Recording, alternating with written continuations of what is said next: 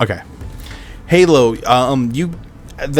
We ended last session as you were sent here by the princess's father, Luxian, the ruler of Amaryllis and the god of the sun. He had sent you and another to go see where his youngest daughter was, for she went to the kingdom of Rojo and it was a setup, but the king had an idea. The king had a vision that this would happen and that his daughter's salvation would be in the hands of a group known as the Isla Dulces that were trapped in the prison. And it is in fact that the princess did meet the Isla Dulces, and with their help they got her all the way here to the kingdom of Azul, the nation of Azul. But they were lagging just a bit. The king predicted them coming back a little sooner. Unfortunately, the party decided to enjoy the festivities that was Azula, the festival of Azula, as everyone came from far and wide to this fisherman nation, this nation in the middle of the ocean, to enjoy this huge festival. And you happened to come on the second day of the festival, and you did see what the party members that you were suspected what they would look like. You saw them participating in the festival, and this is where you and Delphi came together, as you guys in the shadows had been watching everything. You guys watched the fishing contest that took place and were impressed at the tenacity that was Taria, the mushroom girl in the wheelchair, and her and her want for a bigger fish than the canary man known as Jay. You saw them all perform this. I love the way you lie on a talent show, and yeah, you definitely saw them perform this along with other groups that performed in this festival's talent show. And it was towards the end, when everyone was drinking, that you decided to make yourself known. And Delphi has been also in the distance. Delphi, being an assassin, is she tends to stay closer to some place that she can view and see things from a distance. You, being a druid, you are very much one with the nature and the elements, and you're a lot more resourceful and upfront about your intentions. And you thought that this was the best time to introduce yourself to the party and to figure out the whereabouts of Lady Sandra, the princess, and even relieve her old guards, so that way you can make sure that the rest of the way to Amaryllis, you and Delphi will be the ones watching her, and add more of a fortifiable team to this ragtag party. And it's here where you walked up to the table, and you see the Isla Dulces and this dwarven man all drinking and laughing, and sadly, three of them have went over their limits. Taria, who doesn't drink at all, had one sip, and is face down on the table, out like a clock. And the human rogue, being Cinder, is asleep, hugging his food and hugging his ale. And the Canary man is drunk and dancing and very I want to say unresponsive, but he's just uneligible. You can't really understand a word he's saying. You don't try to even talk to him, but you do see that the sturdy, the tall rock elf in front of you, something that is very rare in this world, to see one of this race still existing, is looking like the most comprehensible of the party. And then you approach them.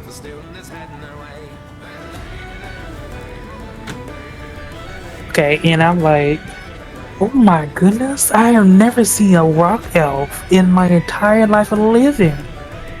They were just absolutely amazing. Amethyst smiles with a big smile. Oh, thank you. I appreciate it. She wrists her arm up as she's holding a beer in her hand. I know I'm a little rock and roll if you know my GIF. It is a very good joke. Thank you. I appreciate you. I haven't seen you around. Where you came from? What's your name? I am the notorious Halo Briar Blues. I came from the kingdom of from His Majesty to relieve the two guards off their duty and to come join your party. Oh, I do appreciate more extra hand. I can't wait to get to know you and become close friendship. I like your horns and your wings. What are you, if I may ask, if that's too rude to ask? It's not rude at all. Basically, my mother fell in love with a goat man and fucked him and had me. Amethyst starts sipping her beer as he says that and spits out her beer. Oh, excuse me. Did I hear you correctly? Yes, you did, darling. She fell in love with a goat man. Well, honestly, what makes something comes into a beauty. So you are absolutely breathtaking. Oh, that just warms my little old heart. Thank you. You are, Amethyst smiles. You are welcome. Have a drink, feast with us. Let's have fun together before the night ends. I guess one drink wouldn't hurt. Amethyst turns her head. One drink for my friend, please. On me. As the bartender clocks that down, Amethyst, you could kind of see in the, like, peering through Halo, you do see this kind of person that's like kind of not staring hard at you guys like daggers, but is very fixated on your table and is kind of giving you the idea of like, whoa, is this like, who is this also a person that is watching us as well? Like, who is this cat-looking person from the distance? Amethyst noticed the glare of the glow of her eyes in the distance, the dark from everyone that was having fun. I raised my hand and I said, hey, if you're looking for the party over here, the party's over here. Miss Cat Lady. Amethyst smiles big with a warm heart smile.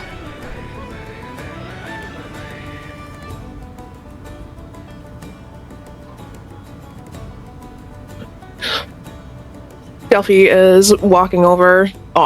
Really, her head's low. Her head's low. She's always, her eyes are like pretty much scanning like the entirety of the festivities that are going on. As soon as she approaches, she introduces herself. My name is Delphi. Another hired hand. Amethyst smiles with a big, well, not big, but a big smile as a soft, warm, hi, my name's Amethyst. This is our party group. Would you like anything? Some food? Red meat? Any alcohol? My sustenance needs are met. Drink? No. I must stay sharp. Anything could happen. Amethyst nods in acceptable, understandable and accepted. Would you like to tell us your name and where you came from and what you are? We'd love to know who you are.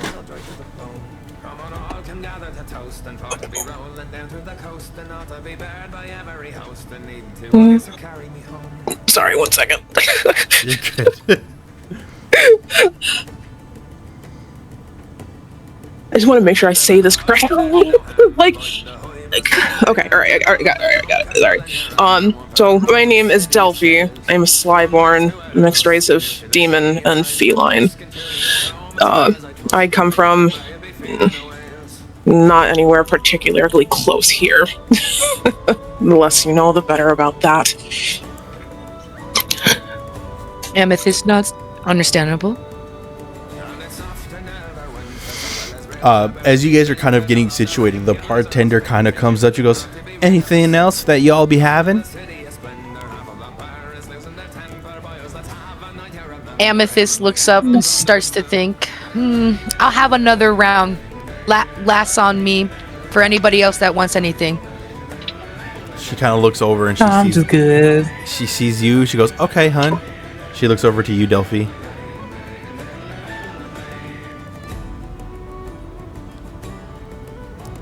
Anything you want perchance? Maybe a glass of ale, water, milk?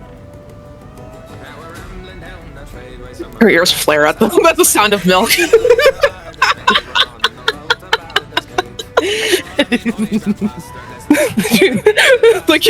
You see like an uncomfortable shift in her, like just genuinely offended that you offered milk. I literally got the sense of, excuse me.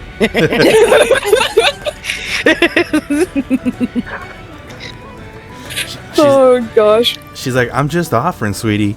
If that's not your speed, we could get you any. We could try to fix you up something from the back of the kitchen."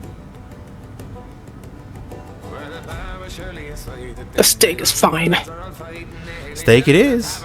And then she looks over at the three drunk skunks at the table, being Cinder, Kiba, and Taria. And she goes to you, Amethyst. She goes, "Your friends seem to be out of order. I do recommend we get them upstairs to their rooms. I can have someone handle that unless you want to be the one that takes them up." Amethyst chuckles. Yes, I got you. They are tapped out, and I will take them up all to the room. Amethyst rubs her arm. I'm a rock elf after all. I can handle any weight. Any weight. Who do you pick up first? I'm curious. Oh boy. Like, who are you carrying? Because technically, Cinder's around 5'8". You're like 6'2". Jay is 6 foot. And Taria's like fucking 4'8", I think. Well, I would have to. If I would choose, if I choose Taria, I would have to be a rock form to basically carry her and her wheelchair. Okay. Then I would have. I would have Cinder on my shoulder, and then I would have Cuba like strapped to my back, and I would have his sister on my other shoulder. Oh, she's not there right now. She's back in his little like shadow thing. Oh, okay, cool. Then I just basically have Kiva and Cinder on my shoulder, and I'm literally carrying Tara. Arden will give you a hand. Arden's there, and he's been kind of mingling and canogling, talking to people and drinking and dancing.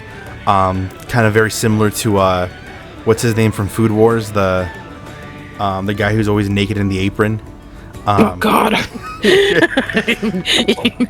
don't even know who it is, but as soon as you said Food Wars, it's like, oh God, no. You just see this buff dwarven elf dancing on the table in a loincloth, like chanting and singing songs. And when he sees you carrying Cinder and Jay, he puts his he kind of gets his act together. He puts his robe on, and he goes, Amethyst, it seems our friends have fallen ill to the wine and ale. And Amethyst smiles. Yes, indeed. He kind of picks up Taria and he grabs her chair, and he goes, we should put them upstairs. Yes, I think we should put them upstairs. Make sure they get a lot. Make sure to tuck them in. Make sure to tuck Tara in, nice and cozy. I will take care of the boys. So sounds like a plan. And I believe the princess's room is next door, so you could also guide them upstairs as well, so they could meet the princess and basically confirm that they are who they say they are. Yeah, I got you. Yes, I got you. Amethyst nods to the gods in the ears. Ah, yes, deities. That's a smart idea. Amethyst is carrying Jay and Cinder up to the room. As she's doing this, she tells her new fellow companions, "You guys want to follow me? The princess room's up here. I can have you guys introduce yourself to her, let her know our new companions, and we start tomorrow." Oh, sure. I would love to. Amethyst ruffles the boys on her shoulder. Ah, okay, let's go.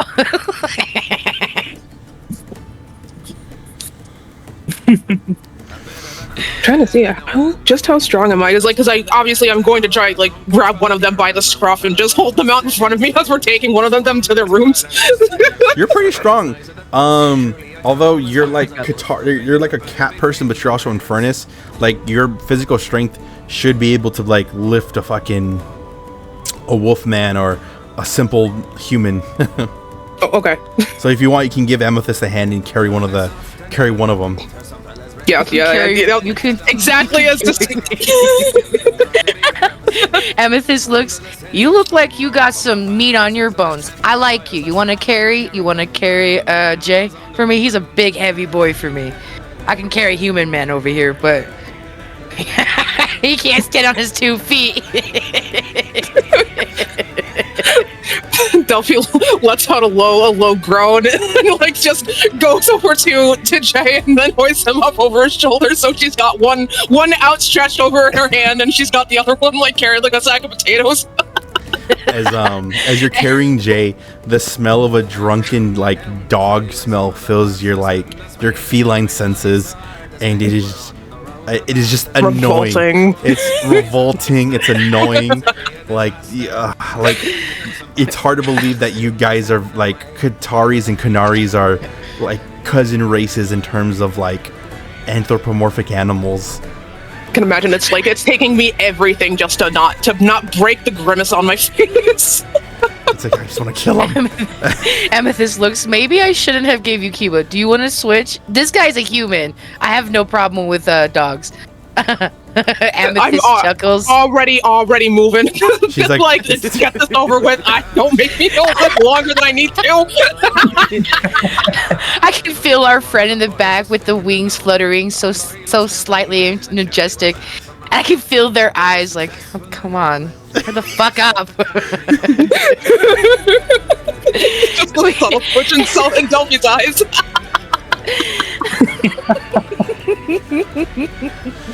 As you guys further go up the stairs, and Arden takes Taria to her room and puts her down, you guys end up going to the other room, the other side of the room, and laying the boys down.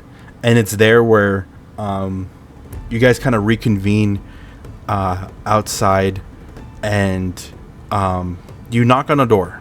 And who opens the door are these 2 guards who are taken aback at the view of both you, Halo, and you, Delphi, as they are aware of you guys. They are aware of your seat on the council.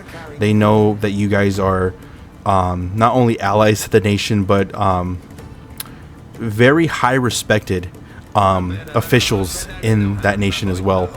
And it is Lady Sandra who sees you and is excited and greets you both with very much joy and excitement. She's like, oh my god, it's you guys, Delphi, Halo. My sweet stars, it's you. Delphi's being completely silent because if she breathes, it's not gonna end well. She hugs you, Halo. Yeah, Halo hugs her right back. And she's like, oh my. She goes, oh my, what are you guys doing here? My father has sent us to relieve these guards of the duty and come join you on this quest that you have. She goes, oh, Papa sent you. She goes, well, that does kind of make sense. He did kind of have a vision on when we would expectedly be back, but maybe, she kind of thinks back and she goes, maybe Auntie Yagra might have told him where we were going and where we were in terms of the journey. She goes, oh, whatever the case is, I'm happy you guys are here. And then she looks over to her guards, and they're kind of just like, I guess we are relieved of duty. Then they kind of just bid a farewell, like, Princess, we will be going back to the castle to report to your father on everything that's transpired so far. We hope to see you there back at the castle very soon. She goes, okay, thank you all for everything you've done. I really appreciate what you guys have done, and you guys have kept me safe, even though she looks over to the party and she goes, they have done an interesting job. And she looks over to you, Amethyst, and kind of gives like this kind of like smile of thinking back to all the shenanigans that have occurred with you guys, and how the princess has just been there and had to either witness it or be a part of the debauchery, the manslaughter, and and all the shenanigans that have occurred so far. Rated R, only in theaters. Amethyst rubs her head as like an awkward of remembrance of the memory, and like, yeah, we got you, Princess. Don't worry. I'll make sure that me and my crew and our newcomers will be here to protect you and along our journey. Let's just relax and have fun and get to know each other. It's a long night. We gotta be set up tomorrow anyways.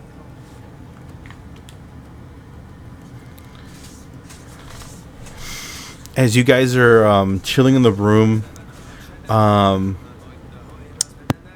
want Delphi, you, Yes. to make, on your sheet there should be a thing that says instinct roll. See here.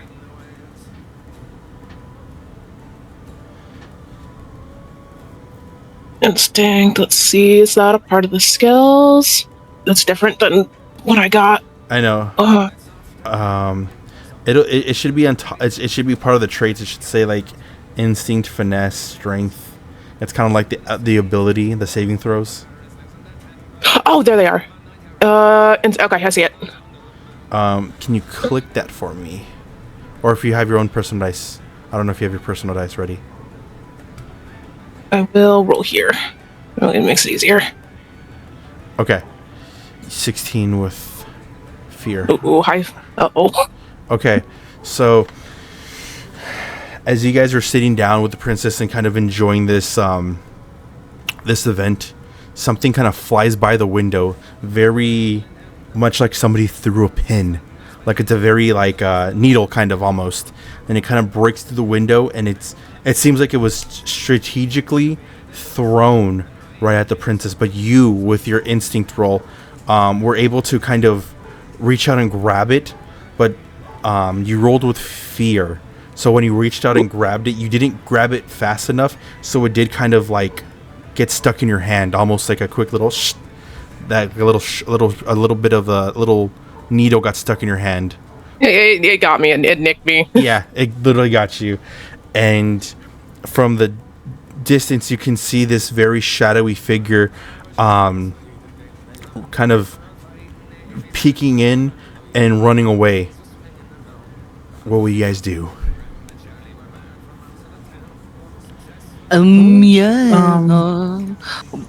Let's you guys go first. Delphi is immediately springing right into action. She's not letting that fly. Immediate threat. Time to go. All right. What do you guys? What are you, Halo, and you, Amethyst, gonna do? I guess Halo will follow Delphine too. Okay. I'm gonna roll for instinct for sense. So a sense like to dictate the presence of the person or creature or what it is. Kind of like track it or try to figure out what just did this. Yeah, what it is. Okay.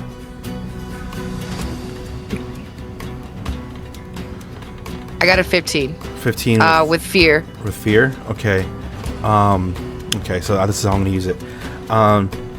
So quickly, as you kind of like study, as you see both Halo and Delphi run after this mysterious figure, you're looking at the area, the crime scene essentially, at the like what broken glass, how it was able to leap, how it was able to move, and you're studying the movements real quickly, and it's kind of coming across like in your head very slowly but very surely that whoever this was, there was a trained attack.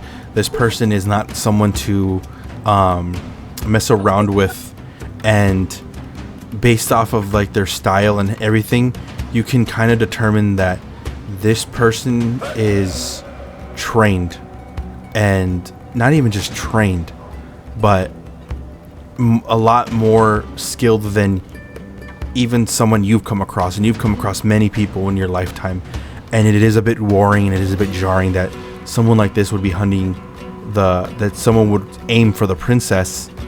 Your only submersion can be that this is an assassination attack on the princess, and this was purposely done on this night.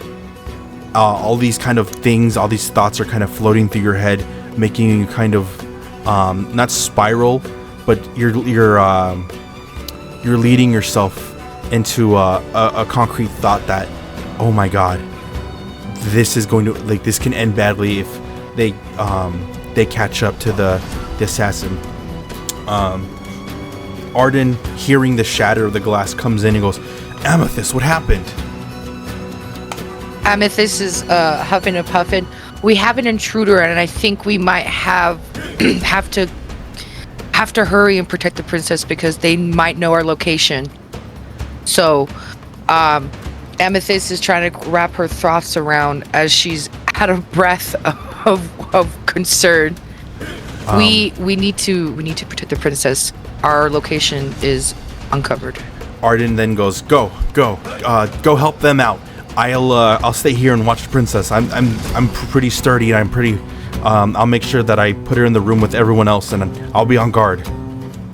Okay, Amethyst starts to run out the room and runs in the room to Jay and Cinder and wakes them up. Hey, you guys gotta wake up. We got an emergency call. Our location's uncovered. We need to get going now and protect the princess. We gotta get out of here immediately. They're too drunk to even get up. Your best bet is to go after, is to like stop this threat and nip it in the bud now before the night ends, to not only preserve you guys but preserve the life of the princess. But you are trusting that Arden can handle what if anyone does try to make their way back over here. Amethyst runs out the room and looks at Halo and Duff. We need to investigate this immediately, and we need to get out here and follow this. We gotta get going. Yes, we do. I want you guys to make all an agility check for me. I heard it. Before I do that, I need to do something real quick. Darby. Yeah, you're good. You're good. Ooh, Nice. 11 with hope. Awesome. 11 with hope. Add a hope too, because you can use hope as like inspiration. Like it's kind of like works like bardic inspiration. Got it. So you can add a d6 to your damage roll, your main roll, or you can spend it on one of your skills that you guys have. I have a question. Yeah. What if you have the same number for hope and fear? Do you say with hope and fear? No, Amethyst. That is a critical success. Nice. Critical success. So okay. yeah, so not only do you gain a hope, but if you have any stress, you can clear your stress, and whatever you wanted to do, you fucking do it. I don't know what you were. I said just make an agility roll, but if you have something in plan in terms of like catching them or trying to catch them or like trying to cut them off in an alleyway, let's say you could set the situation up and you can get the guy like right then and there. I actually got you. It's because it's a 20, so it's pretty high. Oh, I'm in read only. Ooh, how do I get out of that? You're Let's in see here. read only? Yeah, for my character sheet, because I saw the plus and minus buttons at the side, and it's like I can't click this. Oh, okay. Well, I'll try to give you access soon. If you can't, just mark No worries. mark it on a piece of paper that you have more than. Yeah, I actually have everything on an iPad, so I was like, okay, yeah, just in case. So you'll just mark that you have a hope. Right. Yeah. So Amethyst, you basically get to set up our whole situation. I got you. Can I get a sense of scenery I got description? you. So as you guys just Delphi and Halo, they jump out the window. They're on. This is their job. Their job is, this is their whole essence, to like track people, and they're on guard duty. So they're trying to track this person who's basically jumping like a shadow. Essentially, he's jumping wall to wall, and it is you who, after kind of conversing with your friend Arden and making sure that the group is safe and they're all left in a good hand, you basically jump out the same window too, and you're hightailing it. You're putting it in extra overdrive. You're boom boom, like you're putting the rock elf in you on, like you're running after them and you're catching up, and you are seeing that this person, how they're moving, you've already deduced that this person is a lot more skilled and a lot more agile than is led to believe, and you quickly think of a plan. You realize it's not going to help if you guys are chasing them. You're chasing where he's going to be. You're not thinking where he will be, and that's when you break off from them and basically track how his path is kind of going, and you cut him off by going to a different part of the village, the area, and you're basically keeping up with him and hoping that you can do stuff to allure him, such as shining certain lights and like using your rock elf powers to have a little bit of glimmer and light, kind of force him to come to one direction, not go to the other, so that way he's basically coming to you. And that is when he is going down an alleyway in which you've already set up to get him cornered, so that way when he runs through towards the end, there you will be, and before he can back away, there will be Halo and Delphi to cut him off.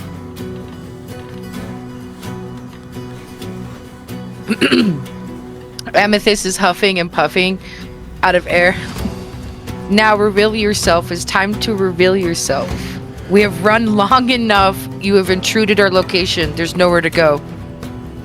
Amethyst is getting closer to this anonymous thing that located our location, and her rock form started to light more with the flame inside her, like a torch, getting brighter and closer, and revealing, uncloaking the hood off this person's head and revealing what this person is.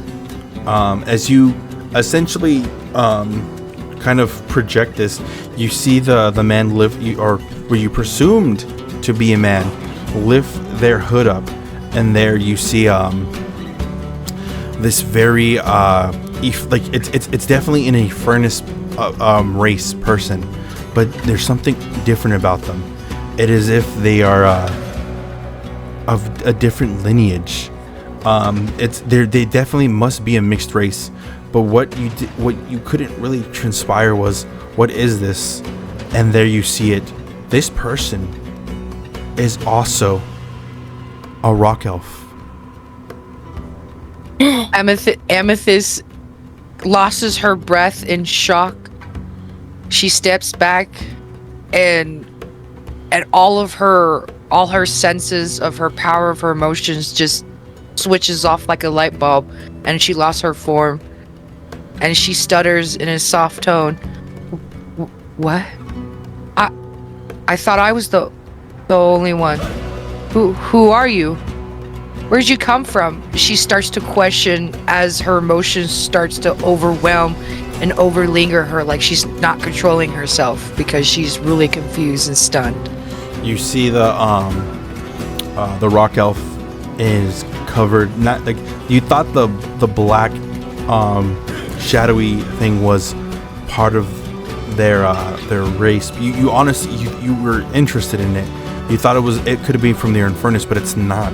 It is their rock elf heritage that's having this smoke kind of around them, and they look towards you and goes, we're known as Smokey, and you're not the only rock elf, Amethyst of the. And then she says a certain thing in a language that only you hear, that you remember, and it is known as Emeraldian, which is the language that the goddess Maya speaks, a goddess that your whole clan has worshipped.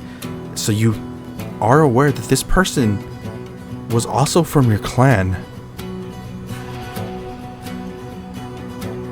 Amethyst is flabbergasted, and she doesn't know what to say except with water in her eyes, with anger piercing into that person's face, not towards them, but in the flashback of remembering.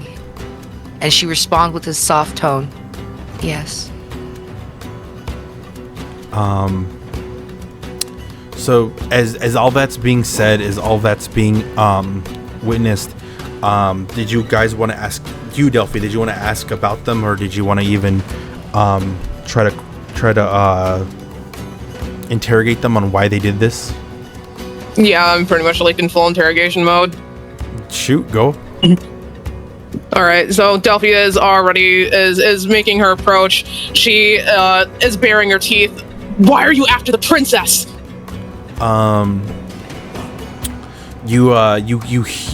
They look towards you and they go, why? It was a job of ours, okay? We got told that that we needed to do this for the kingdom of Roja. Seems that they want to do a power play, and they hired us to do it. And that right there makes your ears perk up a little bit. Hired.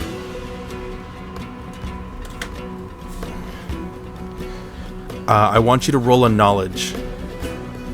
Oh boy.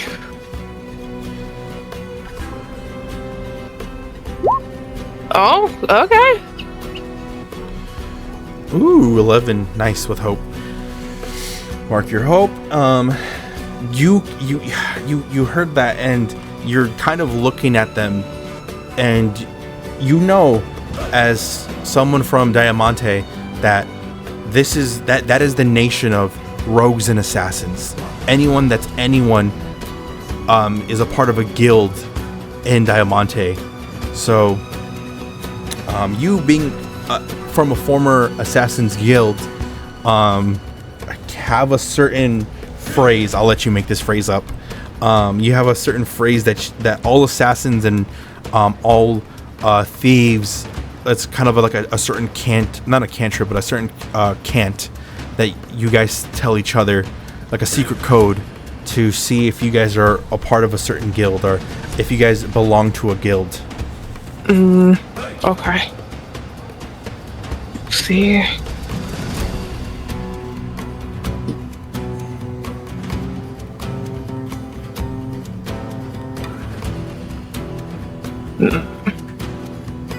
Okay, all right.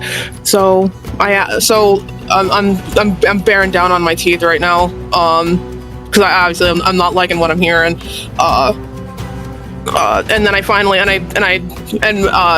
I finally get the nerve to finally say it is you are Krask, and that's what the term is going to be. You are Krast, he said. You are Krask. And then I'll reply, I actually like that. You are Krast, and then I guess the correct response will be, and yet I am agile. As that is the correct response to let other assassins and rogues and thieves know that this is a guild mission, that this isn't just a run-of-the-mill pay a random assassin, that this is strictly of really importance. Like, the guilds that make these jobs, they don't take just any job, so this had to be something very important. Okay, so I would say that she recognizes the answer. It actually kind of makes her pupils dilate a little bit. Yeah. And this is when they'll look at you, and they pull out something slowly as they hold up this mask, this very Harlequin looking mask, almost like a clown mask. And as though that they kind of slowly put it on, they look towards you, and that is all the confirmation that you needed to know exactly what guild this is. And it's not just any guild, it is the guild that everyone doesn't necessarily try to get into, but knows this is the guild that you are handpicked for. You are familiar with this guild, for you were kind of almost groomed to be a part of this guild. They wanted you. They had let you know that they had been watching you, but it didn't suit your purpose. This is the guild that worships the patron god of Diamante, the masked god Zyalga, and this is the Harlequin troop that is known throughout all of Ventrix as like a kind of cultist, almost like demented, almost terrifying, I dare say terrifier, cult that all kind of dressed like these jester-like clowns, and no one ever suspects them, but there is a notion that if you see them, you didn't see them. You don't ever let people know that you saw them, because they don't just kill anyone, they will kill everyone. Women, children, the elderly. They do not discriminate. These are true assassins, and they don't have a rule. They threw the rule book out the window.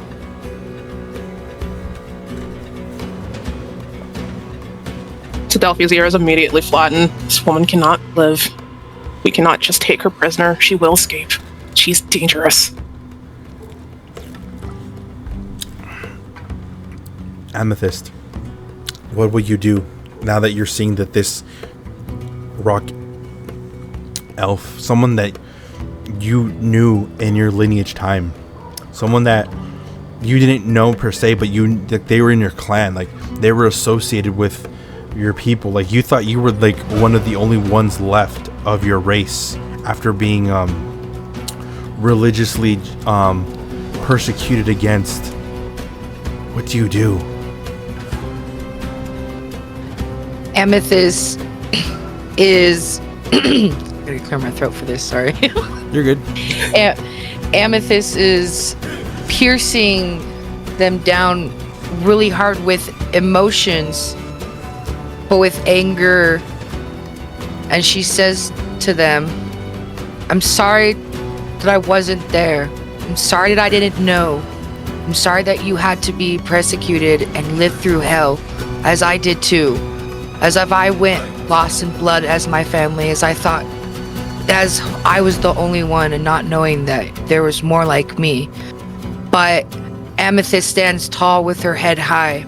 But this is my companion, and this is my job, and I'm a protector.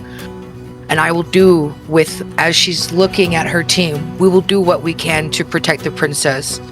So if you make any wrong choices, Amethyst bites her bottom lip. I will do what I can, but you have to make the choices. You can help work with us, or you can continue to work with someone who is manipulating you. She stares down into her eyes. Roll me. That was good. I want you to roll me presence, Amethyst. Yes. presence with anything with it, or just naturally? Advantage, disadvantage. If you want, you could add your. If you really want to, you can spend a hope to add your expertise, because I think one of them is like, what is it called, like, grace or something, or? Yes.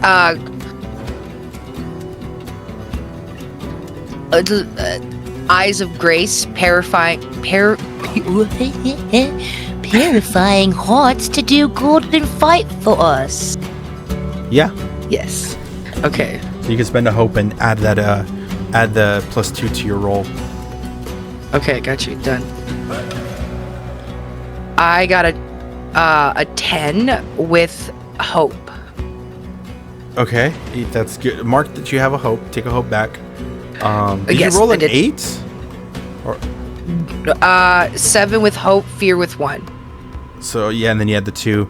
Okay. With the +2, yes. Okay. And my presence is a +1. Okay. They hear this and they look at you, and although it almost seems very somber, they do make an attack at you, Amethyst. And let me see if it hits. There's a 9 plus 2. Let me see, how much is it? Let me look it up real quick. 9 plus -1. Oh, it's an 8. They slash at you. So there's an 8 doesn't hit. No. Okay.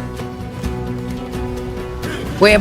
Question. Am I looking at my minor damage or my evasion? No, you're just your evasion. Okay, then no. Yeah, I was right. Yeah. So they missed. Yes. They went to swipe at you with their dagger.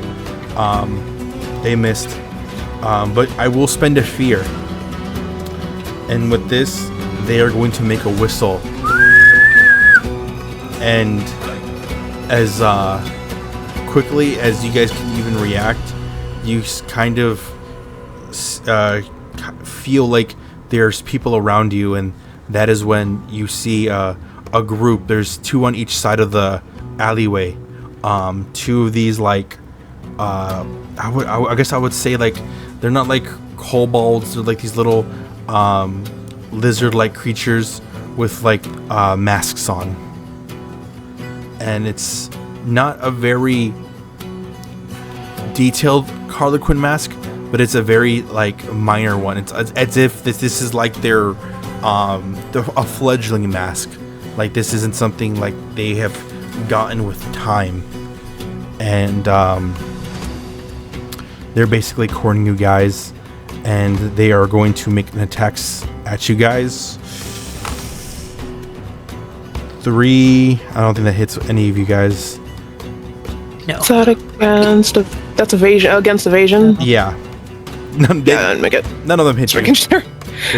None of them hit you. They basically try to swipe at you guys, and it is causing a distraction. And I'll spend another figure for this one too. And it's in this distraction of you guys getting swiped at with knives that that Smokey is going to basically run back up the wall and get away. And you guys still have time to track them, but you do have these little like gremlin like little things in front of you. See? They're making those noises. They're like they're short. They're like, I want to say like Minecraft villagers. they're like 4'3". Oh my god. 4'4". So you guys can kind of run through these things real quickly if you guys want to. Amethyst looks at her team and says, "We can take care of them really quickly. She won't go far. What would you guys like to do?" You know what? Delphi's gonna go ready for the attack. Okay. Just go. Just roll with it. Mm-hmm. Roll an attack and hit. Oh, I'm back. Welcome back. You're right in a fight. Let's see.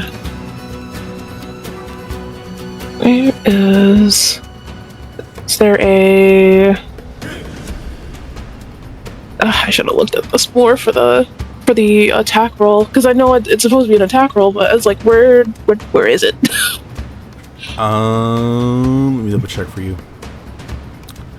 I believe it'll be like it'll show your weapons, and then you have also like spells. Like on your left hand side, it'll say like active weapons. These are just equipped weapons. You should have a dagger and a small dagger that you could use. Oh, they're right in front of me. Oh my gosh. Yeah. All right, primary. Okay, so we just give that a click. Oh. Okay.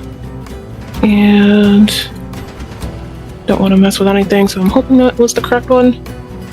The damage. You did the damage roll. Press the +3. Oh. Whoops. Okay, there we go. Oh, perfect. I'll take the. It's up to you. I could take that damage roll, or I could. You could re-roll it. It's up to you. I'm fine with that damage roll. It's okay. So also, mark UI is my weakness. I'm sorry. You're good. Mark that you have a hope. As you run through this one, it screams as Doesn't drop an emerald. Yeah, they're these little goblins with like clown masks, as what you guys are fighting. You hit them for 13 damage. You killed one of them off easily. Nice. I am going to take the spotlight real quick and try to have the other one that's next to you guys, both you and Cal, is going to try to make an attack at you. Okay. What is this, a 9? It is a 6. That is a miss. That's a miss, yeah. Because it's like a total of 8, I think. And then it actually -1. So it misses and goes.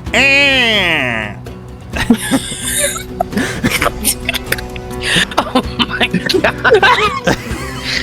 Please continue. Cal, if you want, you can attack this one, or you could. I don't know. If you want, you could do anything. You guys are in kind of a interesting situation. So I would use one of my wings to like bat the one that's attacking away. Okay. Roll me a. Is that you have that on attack? If not, just roll me a strength roll, and I will say anything over 13 is going to be minor damage, and anything over 18 is going to be severe damage.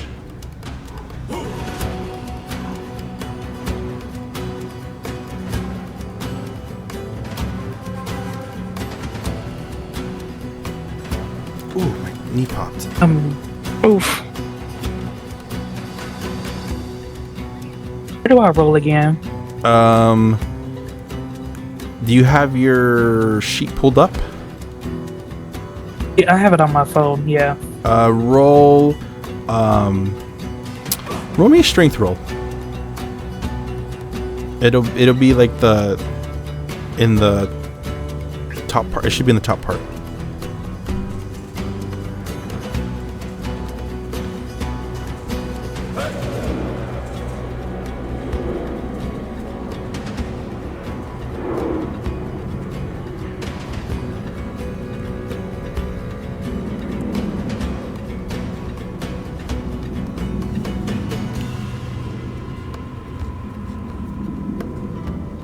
These planes are loud. I'm so sorry.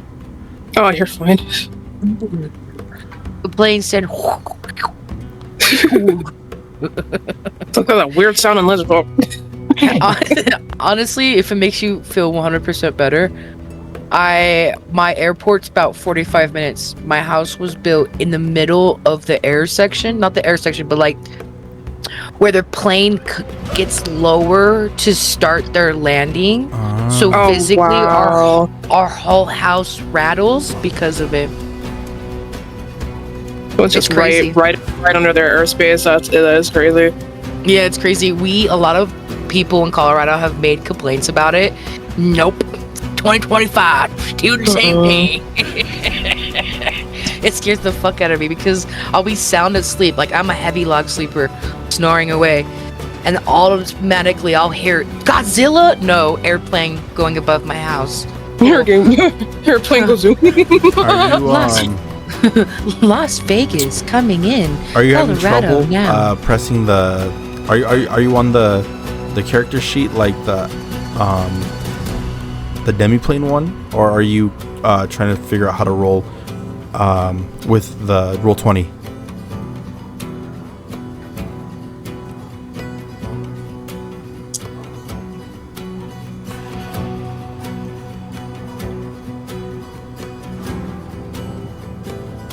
I'm on the demi roll. I figured it out. Okay. It's all good. It's all good. I got 11. 11 Uh-oh. with hope or fear.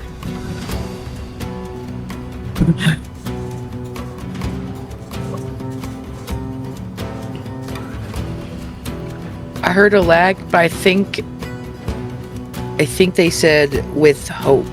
11 with hope. I heard a. No, I said fear. Oh. Oh Fear. shit! Okay. Fear. Oh Alright, it's all shit. good. I'll add that to it.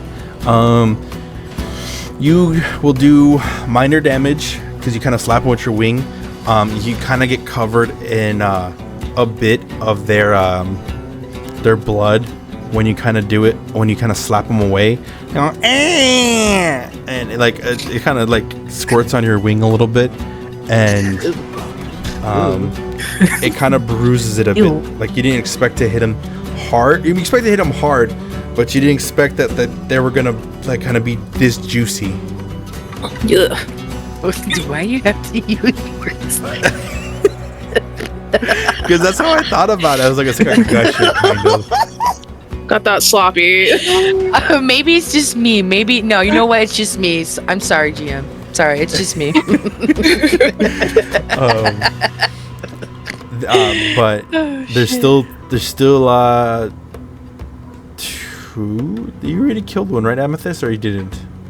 Oh, I've been standing back because I've been stunned and flabbergasted. Maybe I should perhaps help my team. Do you want to? Yeah, I got one. They killed the ones in front of them. There's two in front of you. Did you want to try to hit two of them? I don't. Yeah, I'm gonna use my court staff because I have no hopes, and the only things I have that I could do would be shielding myself, minor illusions, and manipulate magic and skills and death connection. So I could easily extract a memory from them from the death connection. I could do that, but I'm gonna use my staff and blow them to pieces. Okay. They will be in range, so you definitely shoot. The quarterstaff is a range. Awesome. Court staff, and It's quarterstaff. You could just say that. Okay, quarterstaff. Right. My quarterstaff is gonna go pow. I'm sorry. It's okay.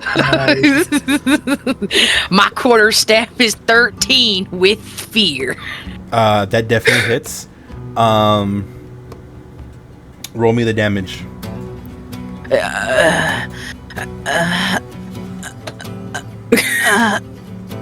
Maximum effort. 21. There you go. I went a little slow. 21 with 21 damage. God damn. Maximum effort. Maximum effort. You fucking. The second your quarterstaff slams against these two little goblin things, they are straight up. They're fucking dead. Like you should have slapped them. They're fucking. You slap them into each other. They just like, kind of like in like Power Rangers when they fight like the putties or they fight like those weird things. They smash them together and they kind of die. That's kind of what happened to these two. Oh, I can see it in my head actually. Yeah. Laughing so hard. Deleted the poor thing. Did you want to try to extract one of the memories? Actually, yeah. I actually do want to do that. Okay. Marks of stress. Yeah. Thank you. And do I roll that as a presence for them? No, it's you get it. It should say you just mark a stress and you're able to do it, right? Yeah. It's just allowing me to mark a stress. Okay, then yeah, So you don't have to roll for it. Okay, cool. So what you see is when you kind of look at this little, it's just still twitching. Is you take the last memory of it from its little like oozy blood. You see kind of where their hideout is and where they're hiding. It seems that they're hiding out towards the outskirts of the village in like a very in a fisherman shack, and you see Smokey, the Smoky Quartz rock elf, that is basically there, who is was basically telling all of them to listen to her whistle, when to attack, and that this is essentially her first solo job. That she mentions that you can hear the term first solo job, and this will get me into the Harlequin Guild, and you see that Hiya, Puddin'. Yeah. Sorry, it was the instant. Continue. So yeah, you see that she made the poorly crappy masks for these little lizard folk, and that she did that so that they would Amateur. they basically would have something to cover their identities with, and it's a little sweet moment that you're able to kind of witness between them and her, as she kind of dresses them up with it and really kind of adorningly gives them a bit of flavor by putting a tear for one, a star for the other, moon, a sun, Of course, you humanize her. These little creatures, they really enjoy, they don't really have too much of a brain, but they did kind of enjoy that. They go There's some affinity there. Villagers. It's giving me Minecraft villagers every time you do it, and when you describe the way their brains are, but they still enjoy the company, I'd be hitting the Minecraft villagers, but they still stay for me. Oh gosh. So that you kind of have a path in your head based off of how they where they came from, and you have an idea where to exactly look for Smokey, as you have the address. You have the address to their little shack. What's up? Cause I'm pulling up. You gotta pull up on them. Right, guys. Let's go. Yo, everyone hop in my wheel. We're doing a 180. The last memory from all of this that you're kind of seeing is the way they're walking path towards the little shack, and the one the one whose memory you extracted. You can kind of hear its personal thoughts, and they're kind of translated to you. They goes, "I was happy. I am fulfilled." Even in death, that's what they said. That's their last thought is, "I was happy. I was fulfilled." Yo, Amethyst is getting really sad right now. There's so many emotions.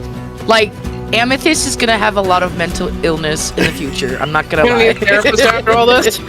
I don't know if we have therapy in this world. Not yet. If we have drive-bys, we got therapy. We got drive. Oh yeah, on a fucking carriage with horses. Infinity daggers, let's go! Yes, with fucking bone arrows to the side out the window, what's up? West side of the river!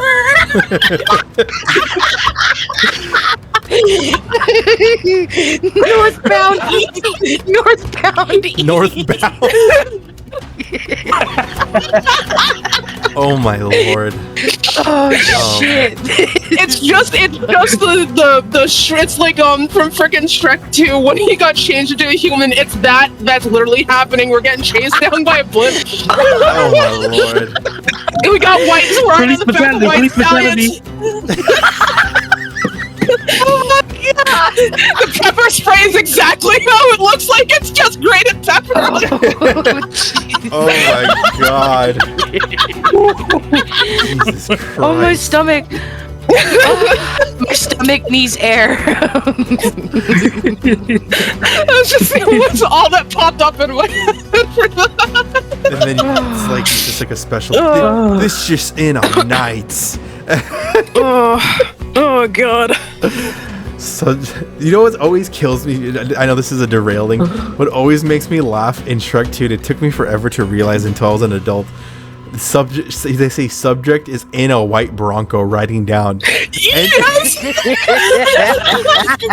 And that is He got turned into. that is an allusion to the famous Yep. O.J. Simpson chase, where he was in a white Bronco and everyone was chasing him. Oh my god. Yo, that's. I literally thought it was just a play on words. Oh my god, I didn't know that.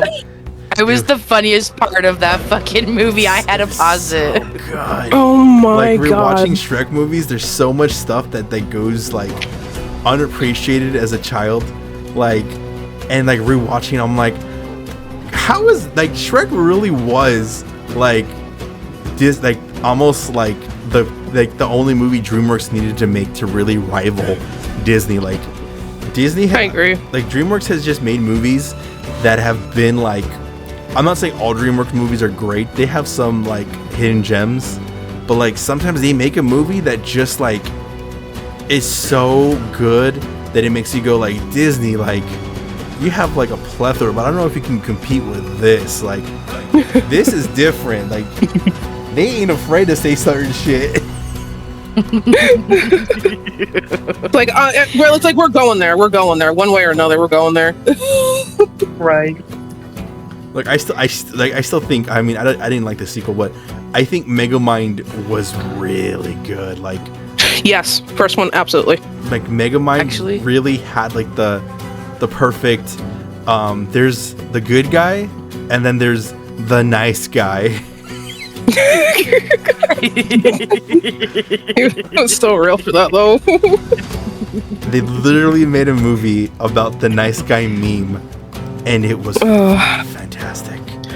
I think my favorite part in that movie is when he captured her, and his last weapon was a fucking poison ass spider, and she looks at him and says, "Blows Really? on spider, spider goes on eyeball." Arachnids definitely just, yeah. It was so funny. That's okay. I'm gonna look for movies to rewatch. Right? I think so. I actually- The best from that Sorry. is, oh, you're a villain, alright, just not super. Like and it's the whole like Welcome to the Jungle by Guns N' Roses. Like it's just so good because Hal's just a fucking incel. Like it is insane how like horrible Hal is as a character, and he's like, oh, like there's no Queen of England. There's like There's no Tooth Fairies, no Santa Claus, there's no Queen of England. And the fact that you said this is like the main superhero who faked his death.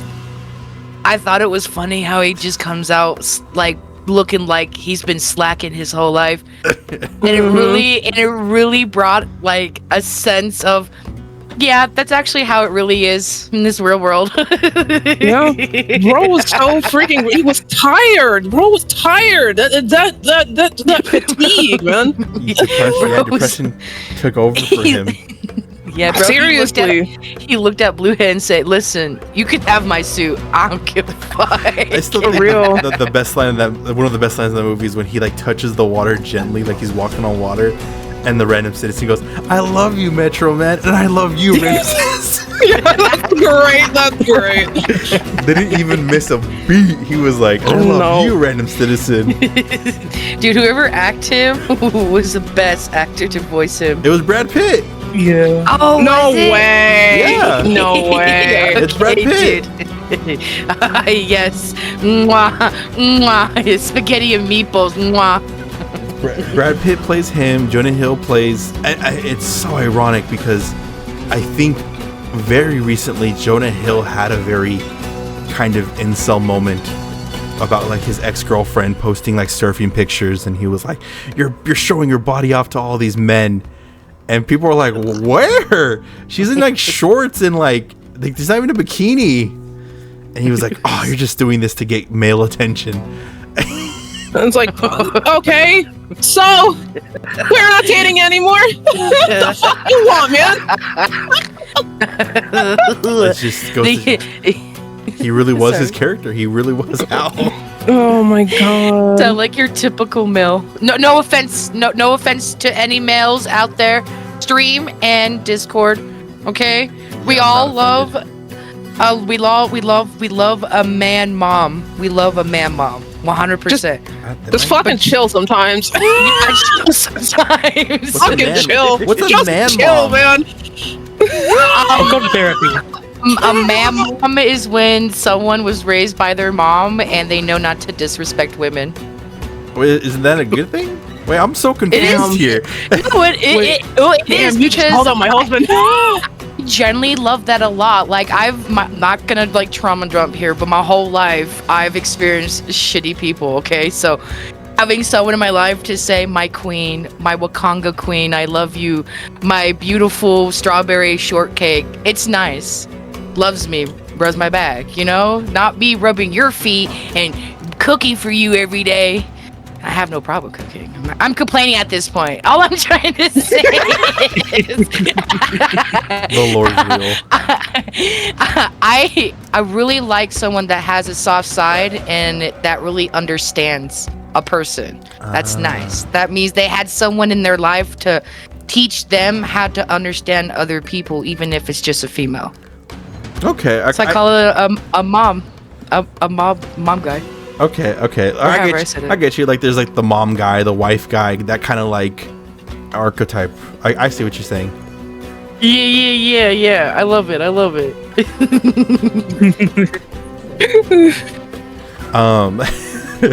just thought that was my bad. I know I took us on a tangent, but it was just so funny because that's what I was thinking of.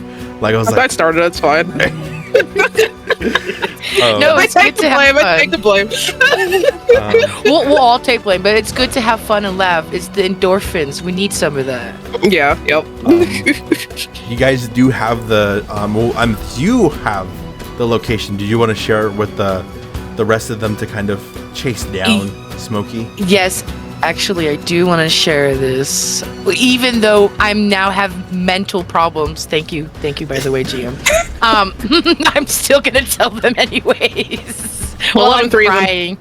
Love reason. With love of reason, and a little tear down my cheek, with clenching my fist like the meme of Arnold getting angry. I'm doing that right now. The Arthur meme?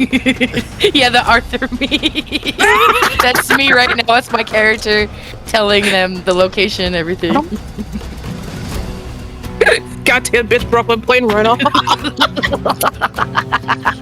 I have to stop. I gotta stop. Diamond, sword, diamond, sword.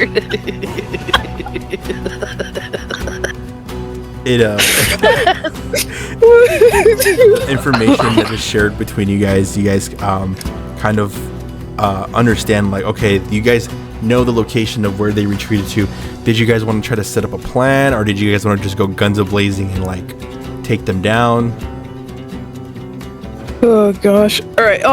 So if Amethyst shared, like, especially the things that were on the more personal note, that she is an amateur. It's like she's not a professional.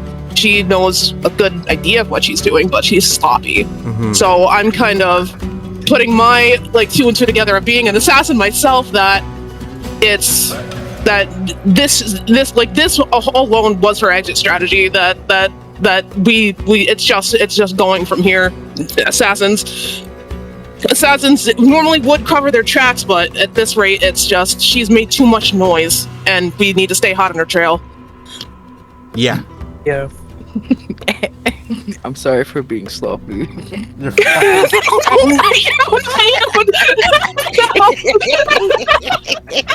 I love how you that just came out. I'm sorry for these.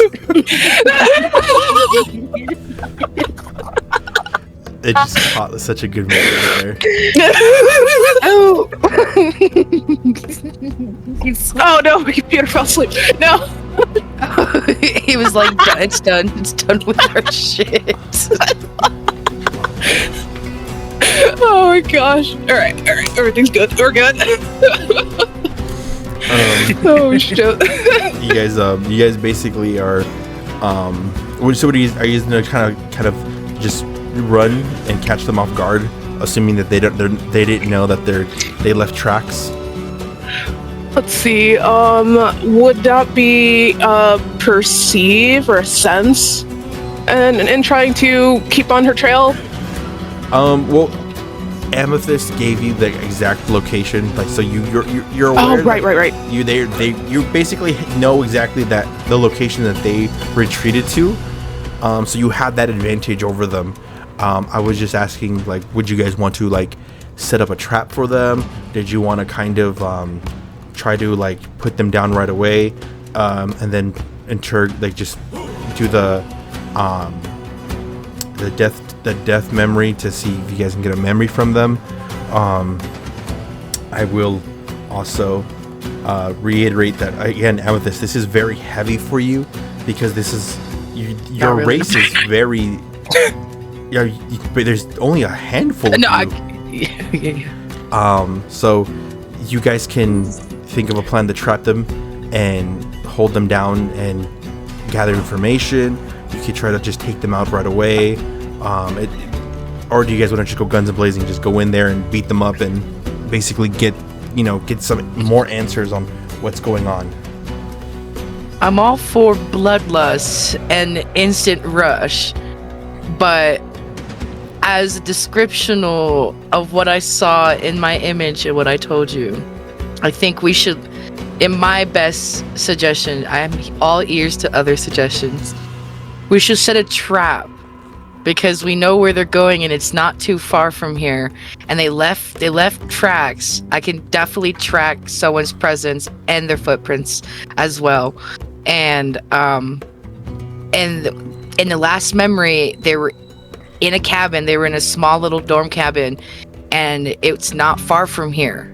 And we can find a shortcut. One of us can find a shortcut and get there before they can, because I can sense they're not there yet, and set a trap before they can like walk through that door.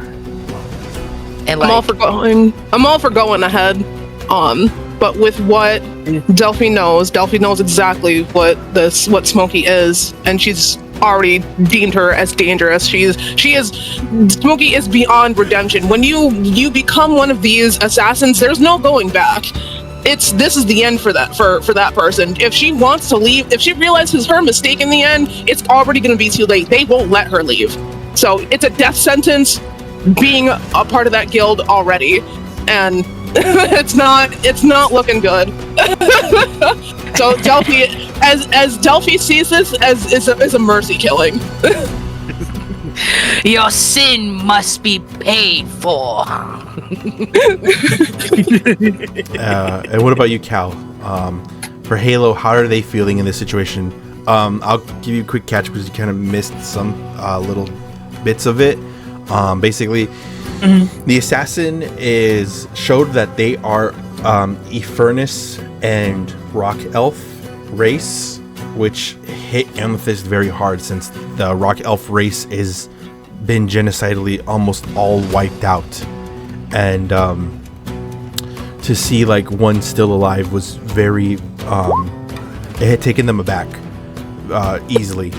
But for Delphi, they had noticed that they were part of a guild, and that is when Smokey, the assassin, showed that they have a mask of the Harlequin Guild, an assassin's guild that is basically worships the god of that nation, Zyalga, the mask god, very, very almost to the point of like obsession, and they all wear these clown jester harlequin-like masks, and they do not care what their job is. It can be children, it can be women, it can be disabled, elderly. They do not care. If they are told, if they take a mission, they are essentially they are going to get it done.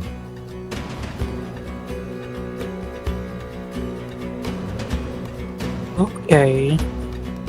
Halo would side with Amethyst and give them like a A comforting chance. smile. Yeah.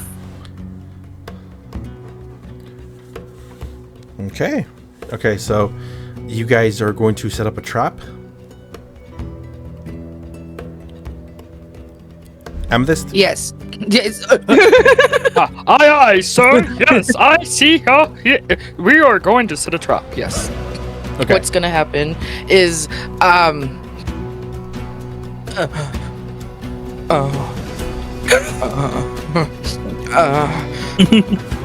give me a second. My brain is steaming right now. So cabin Yes. door is split. One person and one person only, but two of them must be ready to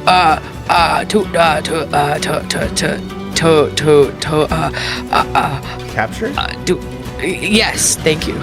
I'm really trying so hard here. My brain's like, come on, you had it. Why did you lose it? It was there. Now you lost it. It's okay. It's all right. I can give a quick idea of what you guys can do.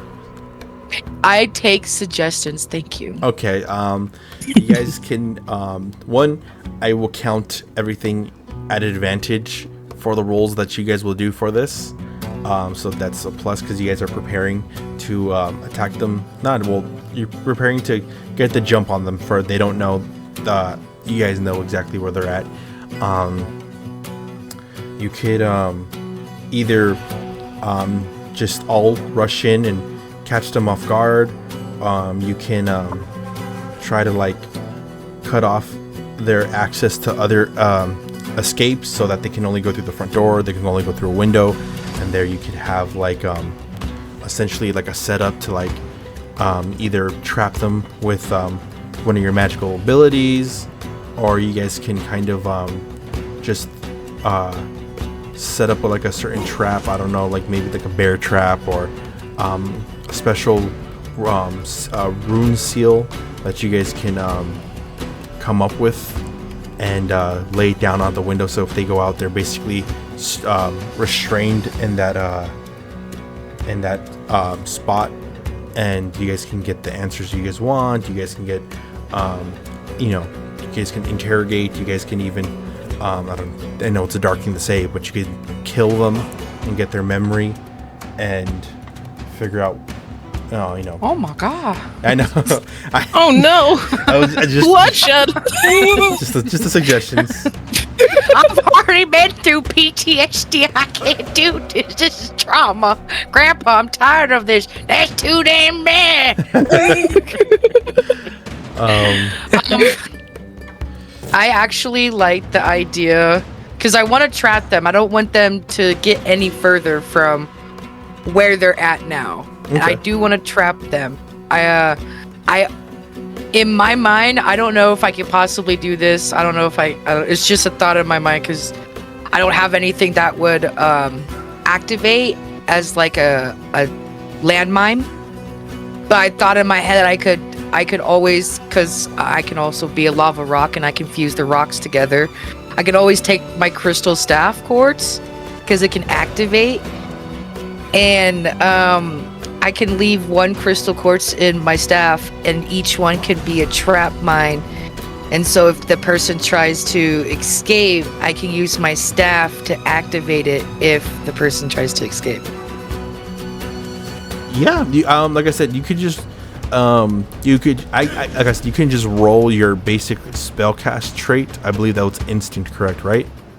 Yes. I'll allow you to, if you beat I'll say just beat a 13. If you can beat a 13,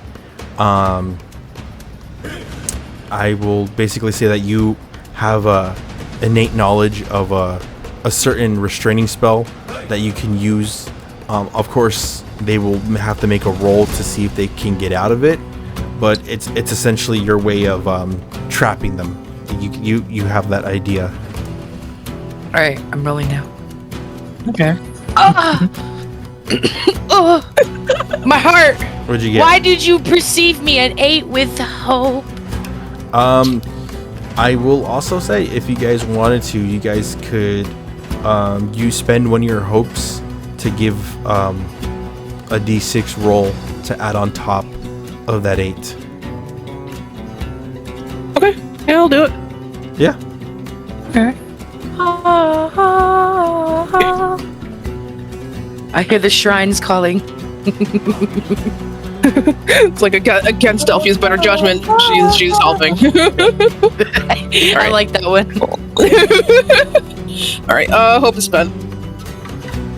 Okay. At least if that's how that works. Yeah, you spend it. Roll a d6, and then we'll add that onto the 8. Let's see. Louis stash R D6. Yeah, it's just a d6. 5. Shit. That was perfect. I said you had to be the 13. So Woo! the 8 plus 5 is exactly 13.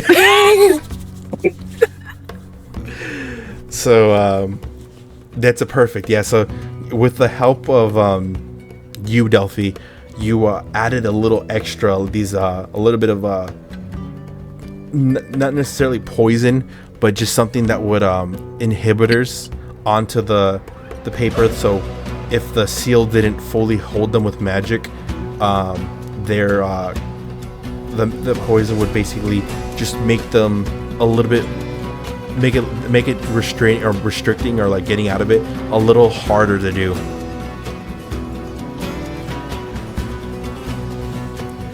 So you guys basically have your trap ready to set.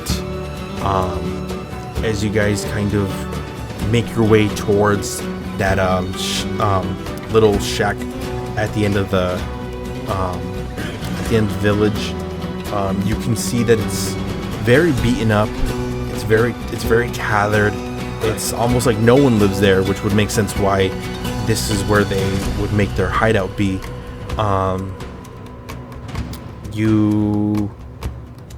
So you guys have your trap, but are you guys going to force them out the front door or the window? How are you guys thinking about essentially cornering them?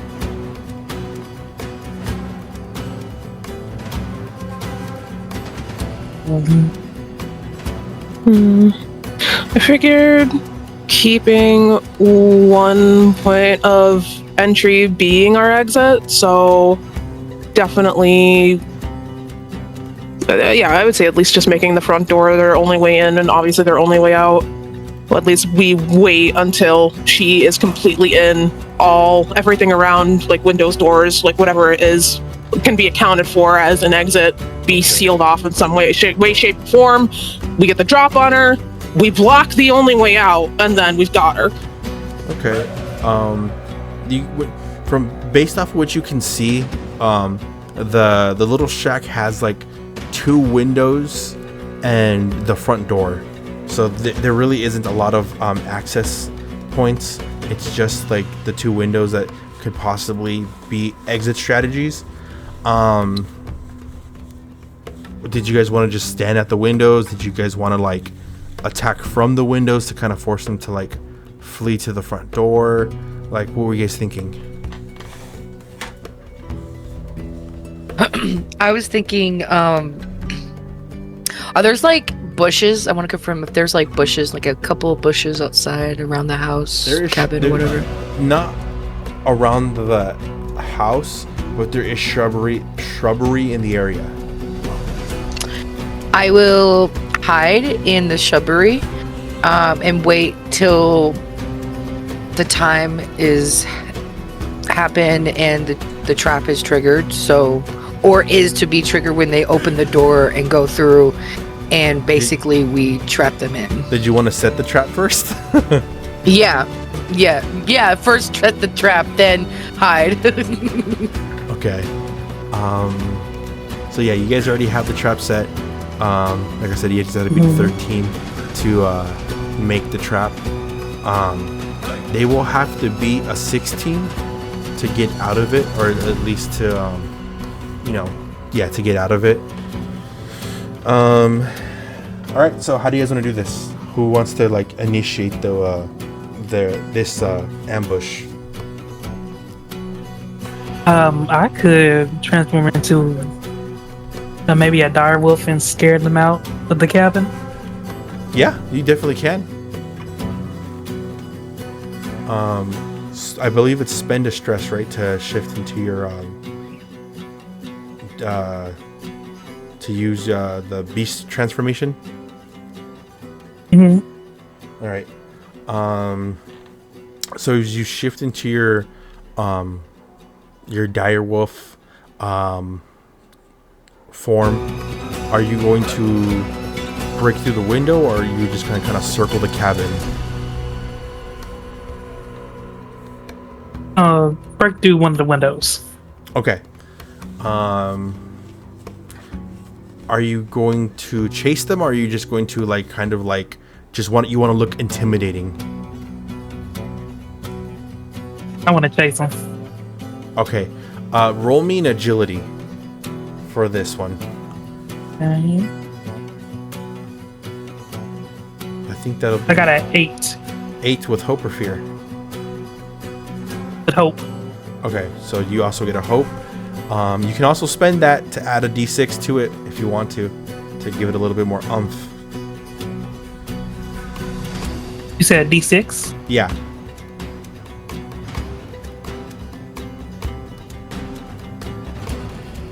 I got a 6 with the D6. Nice. 14. So yeah, so you definitely break in there, and you're menacingly you are scaring. You chase them through.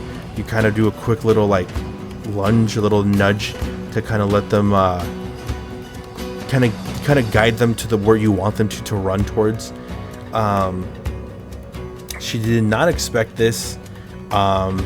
It is scary seeing a large canid this big kind of approaching. She is backing out to the front door, and before she could even leave, she runs out only to be stuck, fixated right in front by the seal rune that you guys had laid before, right at the front door. I'm going to try to roll to see if she breaks free. She does not. All right. What do you guys want to ask her, or what do you guys kind of want to do? You have her trapped. I say we should tie her up so she permanently does not escape. Okay. I'm with that. So you guys have her kind of tied. She's still stuck in the seal. There's no way of her getting out unless she tries to like break free a little bit more, but it's going to be a lot harder since she's tied up and definitely distracted. What are you guys going to do? Amethyst ponders in uneasy mode and looks to her team. I know she attacked. I don't want to kill her because I want to ask her questions. I want to know more. I know you guys just met me, but this is my first time seeing someone else. I'm not with the attacking. I will always be here to protect you guys. But if you have any suggestions that can help us before killing her, she rolls her eyes in a very sad tone. Let's find out some answers on one, why, not why, but where was her intentions into doing this, and explaining more on the detail that she was already explaining halfway through, and maybe finding out a little bit for myself, Amethyst says with a soft tone. Okay. She kind of looks at this, and Smokey kind of like rolls her eyes like, you gagged me with a spoon already, really? You're not getting anything from me.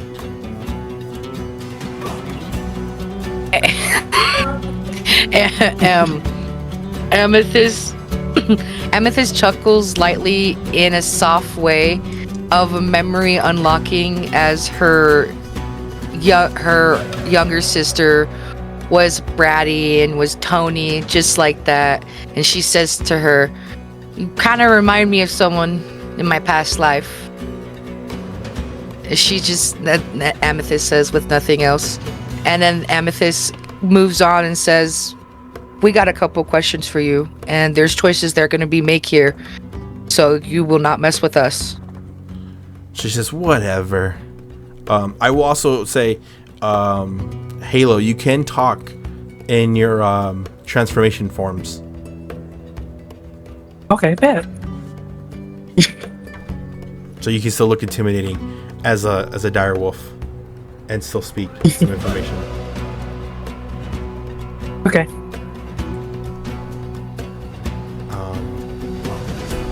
Did you guys want to ask anything or try to like get anything out of her? I would say Delphi's still on the fence, and if any case, she would most likely say that. Essentially, she would just end up saying, "We're not going to get much from this Fall. We have no idea, at least I don't, know how far she has been in her training." She just kind of smirks at you and like blows her hair up, like to like get the hair out of their face. If anyone's going to ask a question, I will say you will need to roll presence, and depending on how high you guys get out of the roll, you will get either a thorough answer, an easy answer, or like a kind of detailed answer. Okay.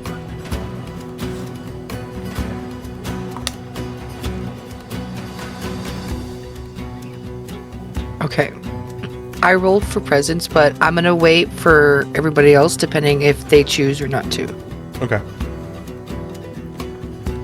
Like I said, Delphi's pretty much still set. It's like she's ready to pounce when it's time. Did you guys roll or no? I rolled a present for 10 with Ooh. fear. Okay. I was supposed to roll something, sorry. Oh yeah. I was asking if you wanted to roll for presence to see if you can like kind of get anything out of them. Just like try to like tough your way out, intimidate them. Got it. And there we are. Ooh. 15. Okay, that's actually pretty good. What about you, Halo? I got a 23 with hope. Oh fuck. Dang. We beaming. We're shooting stars. Shooting stars. And I marked my hope. Okay. How do you want to extract this information? Because you definitely will get it, but how do you want to go about? Like, are you gonna play? Are you gonna try to intimidate? Are you gonna play on their softer side? Like, how are you gonna go about this?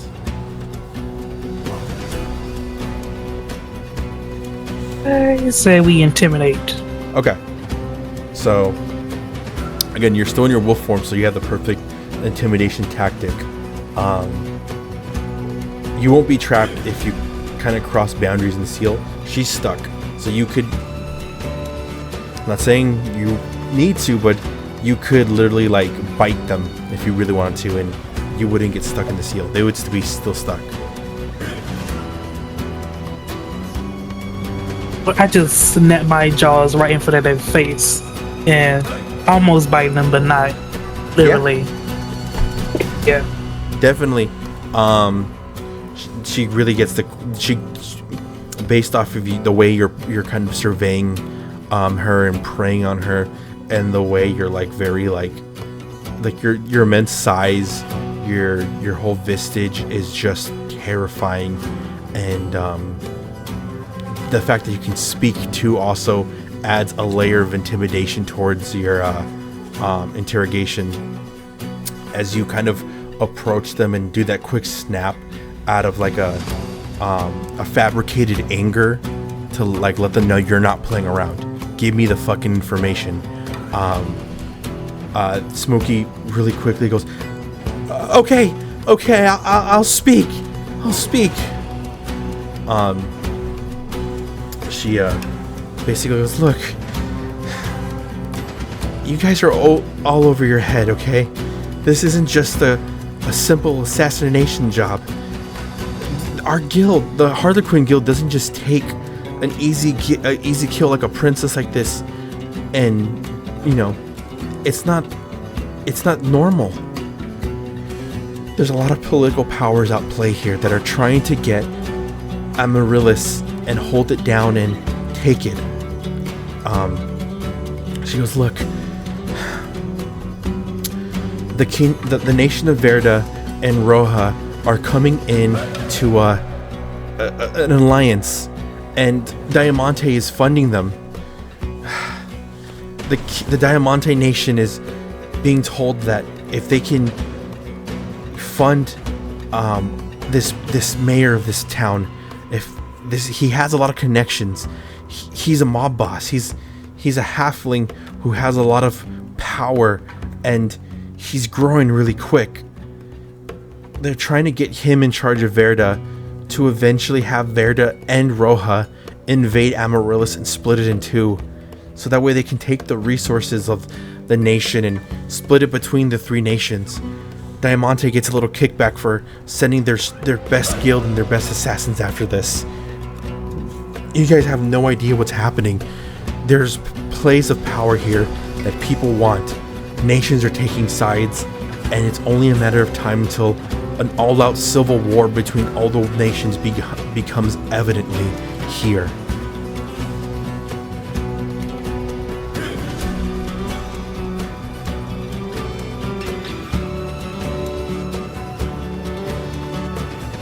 Amethyst looks at her and frowns a little bit, but in the sadness of her story, but not believing it, but in believing of some of the things that are very true and some of it I don't feel that are true. I look at her and said, I feel like some of it is very true that you were saying, but I have the intentions, and I don't know, but I feel like some of the Harley Quinn group, whatever this is a lie. You might have a Harley Quinn group, but the reason behind it is a lie, is what I'm saying.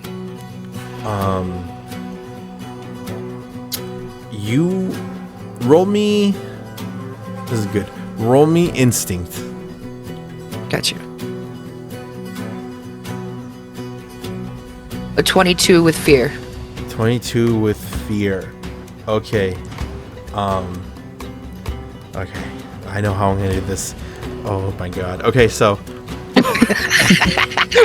My toes are curling. So as she goes, okay. I omitted some stuff, but look. So Verda is in dire straits right now. One of the champions, and I'll explain what a champion is. Essentially a child of a god.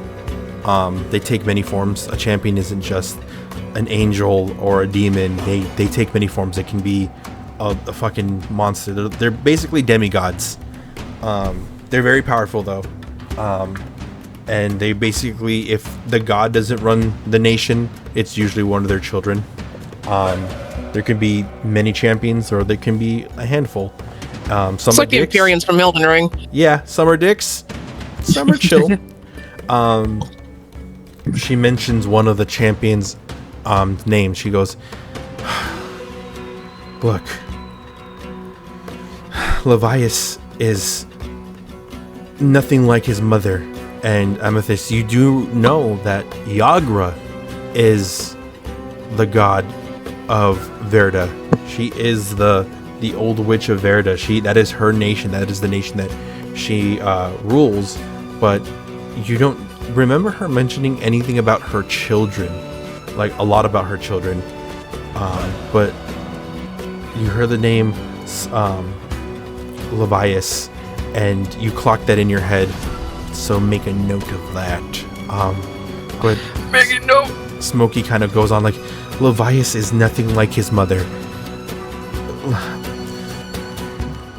Yagra is meant to teach mortals with their own turmoil and their own trauma to be better. And while Victor is very much like his mother and respects her wishes and respects her role in this world, Levias doesn't.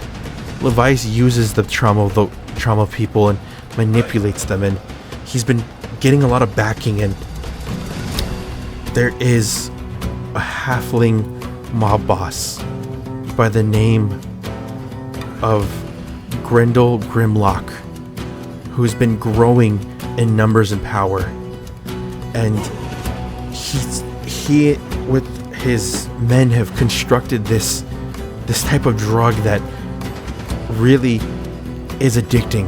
Okay, it really rejuvenates somebody's magical power, and it can really excel them. It's almost like it's a steroid for magic abilities. The real thing behind all of this war is they want to eventually introduce this drug into the holy kingdoms. The holy kingdoms. I gotta make lore videos for this, but basically for the world of Ventrix is split up into 3 different kingdoms. There's the holy kingdom, which is Platina, Perla, and Diamante. Then there's the I guess we can call it the gem belt, which is Emeralda, Rubia, Saphira, Sylvia, Doria. Like these are like the outskirt lands, and then there's the primary lands or the common lands, which are essentially Azul, Amaryllis, Verda, and Roja. So this is all just a big ploy to introduce this very addictive drug, this very pronounced substance into the higher echelon of society, to kind of weaken it and basically worm their way into that political power from the bottom. And it all begins, and they're being backed by a holy kingdom. They're being backed by Diamante, and the whole purpose of this assassination is to weaken Amaryllis, is to weaken the nation by mourning their princess, by provoking a war, so that way they could, a nation cannot fight a war on 2 fronts. So if Verda and Roja together can essentially attack Amaryllis with the help of the backing and shadows of Diamante, and which is where all rogues and assassins and just the very slyborn communities come from. This is a one and done. Like Amaryllis will fall relatively easily, and they'll be able to slowly acquire the resources to produce this drug immensely and ship it off everywhere. And soon, with everyone addicted to this this type of steroid, this type of magical enhancer, this can give someone in these dark societies a lot of power, a lot of pull, very cartel-esque. And you, Amethyst, you heard the name right now that really is familiar. You've seen Grendel Grimlock before in a memory, in a vision of Cinder. This is Cinder's old boss. This is the one who had set him up. This is the one who technically has his wife and child under his thumb. Bro, Cinder's gonna be so mad. Things are coming. Dude. Things are coming together. Things are making sense. You guys. And then she kind of further explains, like, look, you guys, and she looks through you, Amethyst, like, you and your party, the Isla Dulces, you guys were supposed to be the scapegoats. You guys were supposed to be the quick, easy kill to make Amaryllis think that they got the killers. Our whole goal was to get you guys in on the job, kill you and the princess, and Roja would look like a champion. Amaryllis would invite us in, and then we would Trojan them along the side of Verda and Diamante. We would take Amaryllis, we would dethrone the sun god Luxian, and we would be able to have our drug, our euphorium, transported all over Ventrix, allowing Grimlock and Levias the political power to slowly integrate themselves into the Holy Society. And as she's saying all this and basically she's giving you guys the whole fucking thing. She's telling you guys all of it, the whole master plan, the whole shebang. This is all real. This is all a lot bigger than you guys thought it was. This wasn't just a simple assassination. This wasn't a simple framing. This is a calculated chess game that is happening, and you guys are caught in the middle of it.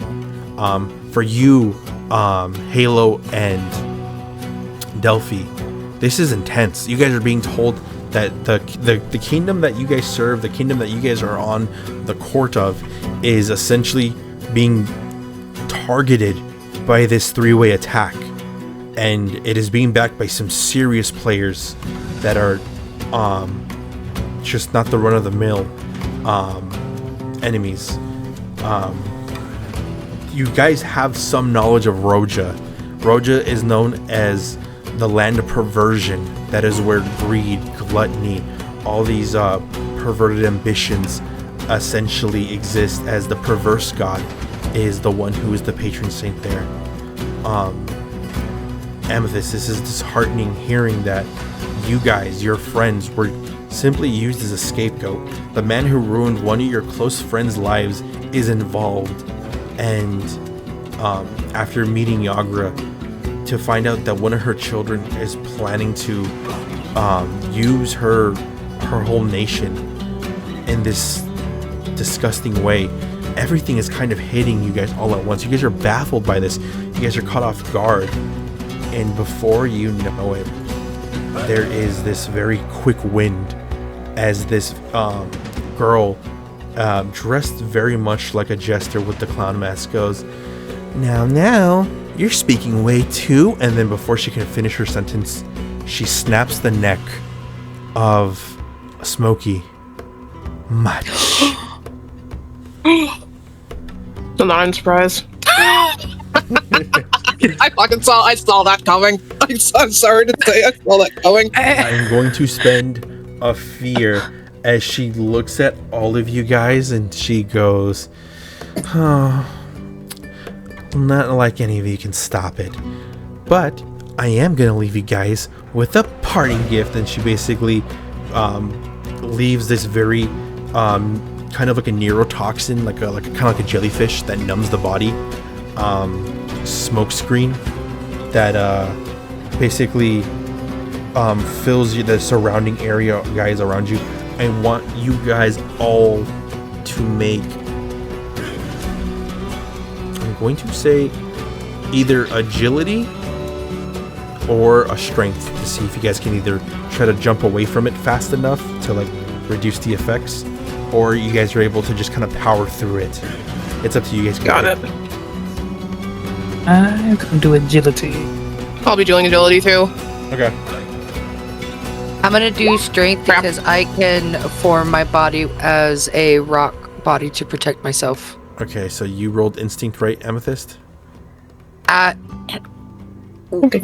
then that would be better. Yeah, I would have wore an instinct to. That's your main spellcasting, so I'm assuming you're trying to rock in hard yourself. Yeah. Okay. The agility roll is I'm just gonna say that the roll to beat is gonna be a 14. Ooh.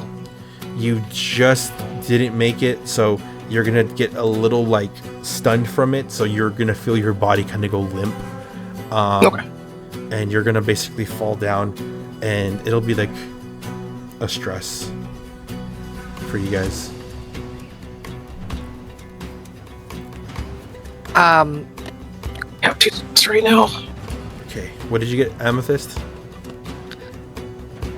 I was supposed to roll with instinct, but it did not do that. It rolled its strength for me. Okay. What was your strength? I'm curious. A 21 with fear. That's fine. You overpower through it. You're basically beating through it, but you can feel like certain ligaments of yours going numb. So, although you are powering through it, you can feel certain motor functions shutting down. So it's gonna be you're not gonna take anything. Like you're still able to move, but you're kind of crawling, and you can feel like your body's only half as strong as normally would be. What did you get, Halo? I got a 14 with hope. Okay, so yeah, your wing gust as you backed away from it really quickly, you basically blew it away from you before it could even engulf you. So you were able to kind of just beat it. You didn't get hit, but you do clock that like this was that your two other companions didn't make it out. So you're going to essentially, you know they didn't make it out.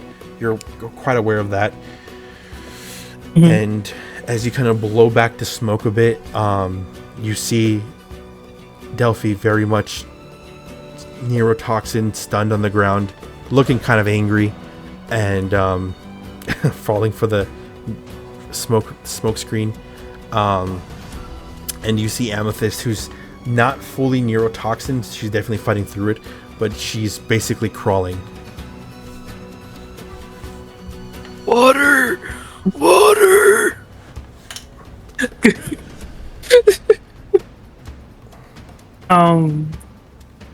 I decide to try to grab them both and try to pull them out if I can. Yeah. Roll me a strength real quick to see like if it's gonna be like easier for you or difficult. I got a 21 with hope. God damn, you good. Yeah, you do this easily. you The sirens. You basically use your wings to kind of blow back, so you have a lot more push power to pull them away. You pull them back, and as the sun is kind of rising from this long night, you kind of you get the gist that the princess is safe. She's not a main target per se, but she is part of the catalyst target, but she's not like the only catalyst to these events that are transpiring. So you have no worries that if her safety isn't, you're aware that her safety is compromised, but it's not something where you guys have to be like overly worried. Like this, like seems like you guys can kind of take a breather. But you do jot down that this person who just ran through, this was a true assassin, and this was very quick. This was almost comprehensible to clock, and it is something that you're going to want to let the God King Luxian know when you eventually get back to Amaryllis, because what you've been just told is that there's a fucking Game of Thrones level of shenanigans happening against your kingdom. No shit. And you can't to kind of digest what is just being heard after this event is triggering. And then Amethyst, did you want to get the last memory out of or do you want to try to crawl to get the memory from the body? See. Okay. See. Mark a stress. Blue and red. I'm marking a stress. Ooh. As you get the memory from Smokey's body, you really kind of, as you're holding them, you do get the gist of their age. She very much was around the age of your sister, very young. You can kind of see her life events kind of playing towards you. You see that night when the Orange Goblin attacked, the religious zealot that was calling you all monstrosities and disgusting in the eyes of Zarael, and how he butchered your family in front of you and was just taking the jewels and the gems off of the rock elves as if you guys were nothing more than just stones. As that's all happening, you see this, you can kind of perceive through the eyes this scared little rock elf girl. She's running around screaming for her mother, screaming for her father, and running through this chaos that's happening, this genocide. She's running all the way down, all the way until she reaches the edge of a cliff where one of the religious, I guess I'll call them soldiers, but I don't think that's the right word for it, but these obsessors, these oh my god, what is the correct term for this? I'll remember the correct term for it later, but essentially these obsessive bastards who are just attacking her. They attack her with they try to attack her with whips, and they try to use arrows to basically push her off the edge. And it's by chance, before she's even hit by any of these weapons, the ledge does break and she does fall off the cliff. They don't even check to see if she made it or not. They truly believe she died, but by just pure luck, she was able to grab onto a loose branch and basically fiddle her way toward a ledge. And as she comes back up after going this long distance to try to find back to the tunnel, the essentially the little caravan which you guys were staying at, she sees nothing but the bodies of the rock elves, missing their gems, ripped out as if they were just simple jewelry, and she's just crying in agony. You then transfer her to when she's a little older, as she seems to be just wandering very poor, stealing to get by, stealing to get anything, food, fresh clothes, anything just to survive. And that is when she is visited by what seems like the very girl who just snapped her neck. This very jester looking girl in the mask, who noticed that this little rock elf has no light in their eyes, has no hope. And you then flash forward again to a visage of her training in this kind of like a circus, kind of like that aspect where they're throwing knives at each other, they're balancing on a tightrope. This is where the Harlequin Guild basically learns their and perfects their assassination techniques. There you see just different types of poisons that they're ingesting and taking in to essentially get used to it. And you see her learning from the very Harlequin assassin who snapped her neck. And you do get her name as she smoky in her visage says, "Tyr, will I ever be as good as you? Will I ever be as prominent as an assassin as you?" And you can hear Tyr's voice. "Maybe. You gotta work really hard at it. You gotta close that part of you that has any love, any satisfaction, any part of you that's remotely human. Zyalka does not want us to be human. Zyalka needs us to be useful. And usefulness does not need humanity. Do you understand, our little rock elf?" And you do can kind of see into the emotion as well, as that did hurt Smokey, for she is kind of latching on to Tyr as this kind of big sister figure, hoping that doing these jobs, doing a good job will in fact give her that recognition, give her that somewhat love that she's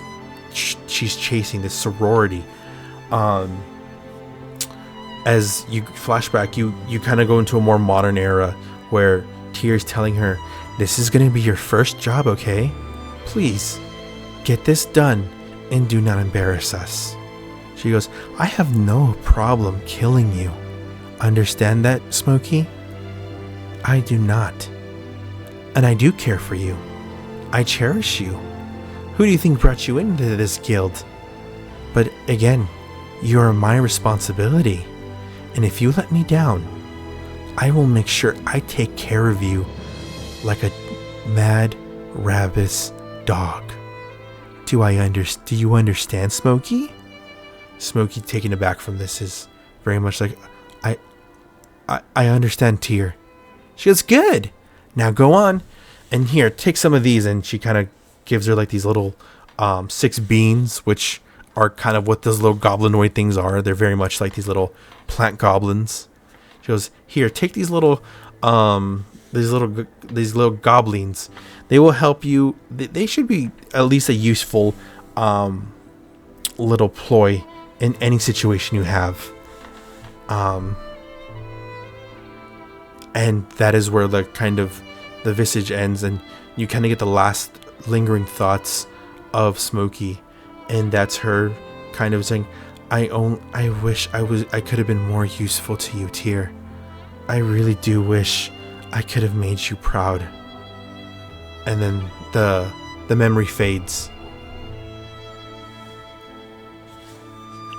My heart. I need ice cream after this. I'm emotionally damaged right now. Like Emotional damage. yes, I was like so off guard. I did not see that coming. I gasped like oh my god, like in sadness, like straight out of character. And then hearing you say all this, what I'm feeling that my character should be feeling is a lot of crying like a baby.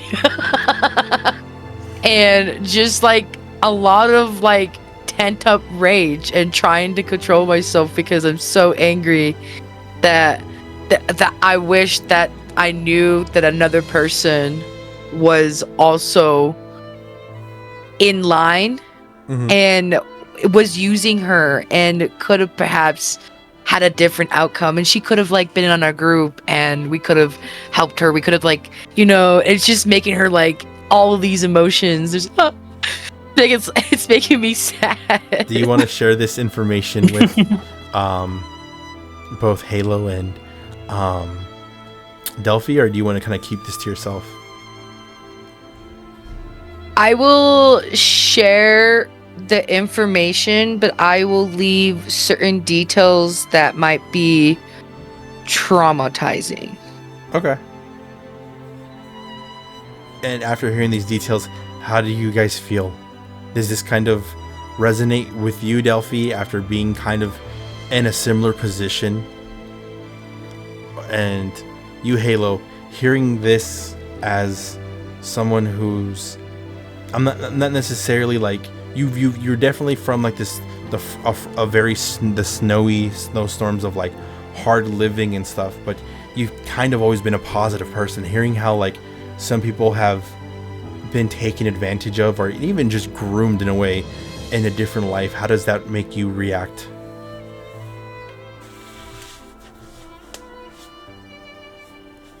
So Delphi's eyes narrow. Obviously, it's everything that, especially with everything about the Jester's Guild is already resonating. An expression of familiarity is on her face. Like she knows exactly what that girl went through because she did as well. She, like, you can audibly hear her suck her teeth and her murmur, "No, sir." She wasn't ready, essentially.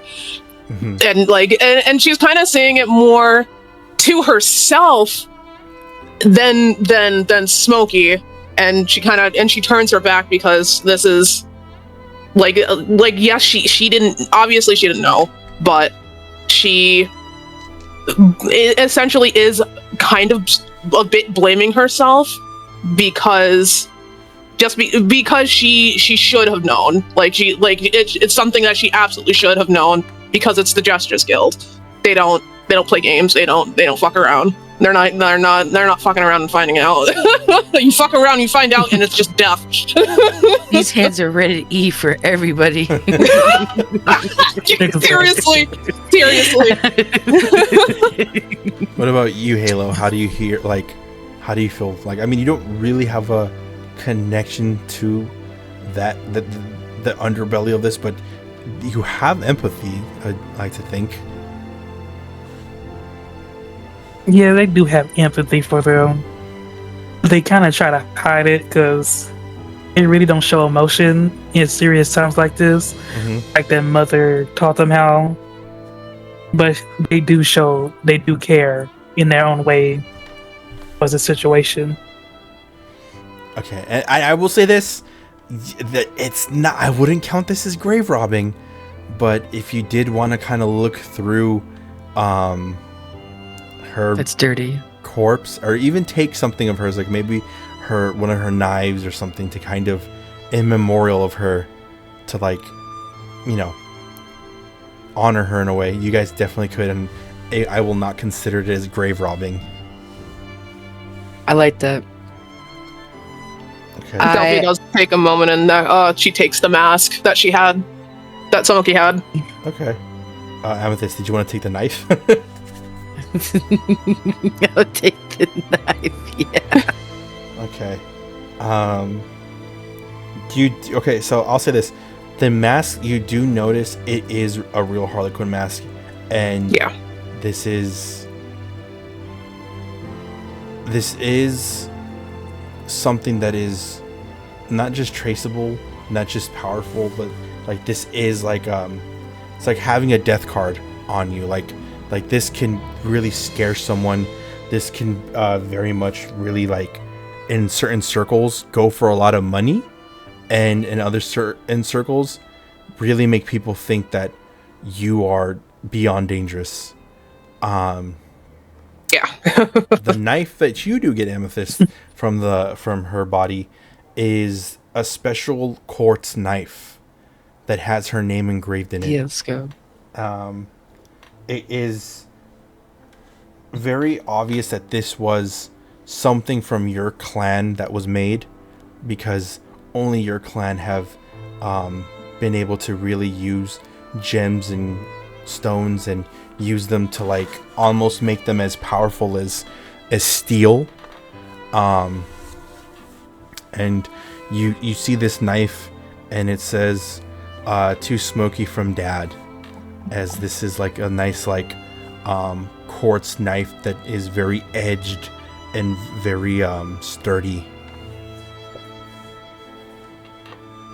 Amethyst takes it, and she cherishes it and keeps it for herself in remembrance of her and her memories. Okay. As you guys kind of, are you gonna want to bury the body? What do you want to do with the body? I'm curious. Yeah, we could do that. Yeah, I would like to. Yeah. I would like to bury. Yeah, that's All right. As you essentially bury the body, Amethyst, you could make like you do control rock, but it'll be your purple rock that you want to make. You could make the insignia of Maya, which is the patron god that made you guys, or you could make whatever you want as like a headstone. Yeah. Amethyst stands in front of her grave and puts her hands together and closes her eyes, and she starts to make the color of her aura, of her soul, of the rock, and formed it into her figure of what she looked like. And I placed it in front of her bed of her grave, and I saw a couple flowers, and I put it there, and I say, may the spirits always align with you in your heart's in the afterlife and then into another one. I did not know you, and I wish I did, but I am sorry that you have lived a painful life. I will always know you as what I know you as now. And as you finish that speech, the sun kind of rises right at the right moment as the little statue, the little figure that you made for her to mark her grave, glistens and shines as it is that opportune moment that you do see her grave is being lit up, and it is one of the most beautiful sights you could have ever seen. Just for that moment, you can very much see that this essentially farewell is the best farewell you could have given her.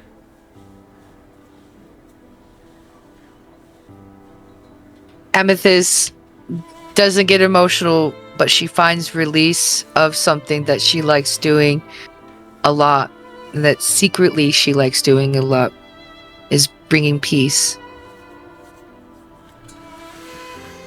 And as as you guys take that quick moment to kind of allow the silence to engulf you guys, to really kind of solidify this new bond that you guys have all made together, and this new partnership you guys have constructed with each other, and this addition to the group, you guys all slowly, drudgily walk back to the tavern, and that's where you'll find Arden, who, with a very not worried look, but very strong look, goes, I do hope whatever you guys were, up against, you guys are okay, all of you. As everyone kind of is still sleeping, it is still very early in the morning, and you guys just get to the you guys get down to the tavern area of this little boarding room, and you all need a drink after a long night like this, and this will count as a long rest for some of you who have either got stressed, or I don't think anyone took a hit really. But yeah, this is where you guys will relax and kind of digest that whole incident, and eventually when the others wake up, you guys can share what just happened and the landscape in which you guys are now a part of. Right. And that is where we'll end today's session. Ooh, wee. Lord. Lord have mercy. Oh my goodness. Yeah, that was great. That ending got somber as hell. Wasn't expecting to cry. You telling me I had to take dab hits to the side? I didn't know where I wanted to go with this. I was like, okay, like, what are we gonna do? And I was like, okay, let's just play and see how this is gonna go. I had no idea. I really just, this was good. The only way to do it. It's the only way to do it. It's the only way to do it. Right. Yes, agreed. Wow. I don't know why I had to make it so sad, but that's just how the tone was, and honestly, it just was artistic. It just, I enjoyed it. It's not sad for the sake of being sad. There was a reason behind it, and it resonated with all three of us. So yeah. Yeah. Jesus. I hope you guys. I was traumatized. I know this is you guys' first introduction into this world. I am so sorry. I didn't expect it to be so sad. Oh my god, no, not at all. Not at all. Not at all. I don't really. I'm able to separate myself when it comes to that stuff, but I can still appreciate good writing as I see fit, and that was great. I love that. I feel especially bad because Cal was in the last session. The last session was just so goofy and so like, oh, this is fun. We're doing a talent show. This is gonna be awesome. and then now there's like this, and it's like, wow, this got dark. Boom, dark timeline, darkest timeline. We Right. we stay straight from the curve. I like the curve because I be curving too. There will be good days and there will be bad days. So that was really good for me. Yes, it was. It was. And it's like, goddamn, do I've got a lot of lore to drop after for the next session? Yeah. Like, I've got quite a bit to share now. Shit. It's all good. I definitely think I'm gonna like. I have the resource pages in the server. I think I'm gonna like at least make like a nice auditorial video eventually to kind of give a better idea of like the cosmology and like the landscape of this world, because there's a lot happening and I feel bad. Like, okay, that's a cool kingdom. Do I have to remember that name? Do I have to remember this name? Taking notes, making more art. Absolutely. Eventually we'll have to. Yeah. But I hope you guys enjoyed. That's okay. I hope you guys enjoyed this session. I am going to get nice water, and yeah, I hope you guys have a wonderful day. Yes, rest. I hope you have a wonderful day. Thank you, GM, for making our imaginary good. Okay. Have a wonderful day, guys. Absolutely. Later.